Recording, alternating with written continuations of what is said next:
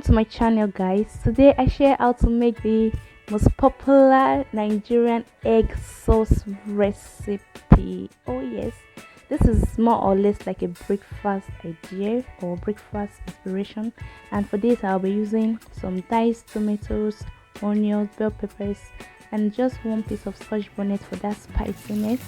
So in a hot pan I'm going to add oil and the onions, and just let it fry for a few seconds, and then in goes the tomatoes. All right, now for the tomatoes we're going to make sure it's properly fried, and then we're just going to add the bell peppers because I don't want the bell peppers to be overcooked, so I want to fry the tomatoes first, and that's what I did. So for this recipe you don't need a lot of seasoning, but you can add your favorite seasoning and then a little bit of salt. So your main target here is to allow the liquid to dry down very well, so that it will remove that sourness from the tomatoes. You want it very dry, very fried. Okay, so I'm just going to leave it to fry down a little bit before adding the seasoning. That there is just chicken seasoning and a little bit of salt. You don't need much of it, and if you don't want it you can also skip that part.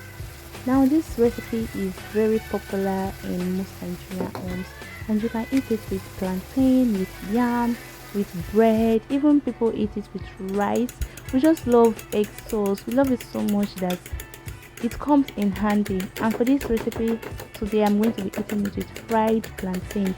If you want to see how I fried my plantain, check out my previous video. Alright, now I've whisked the egg very well.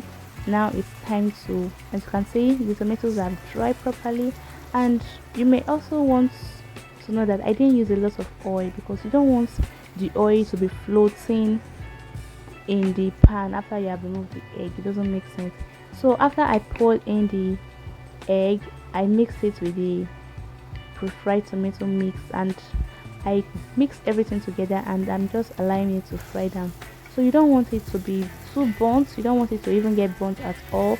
So what you want to do is reduce your heat at this moment and just let it cook until it's fully cooked, because in Nigeria, or let me say in Africa, we don't like half cooked egg.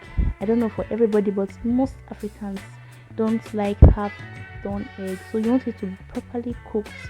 Alright, so yeah, as you can see right now it's already properly cooked, and it makes so much sense. It's so delicious.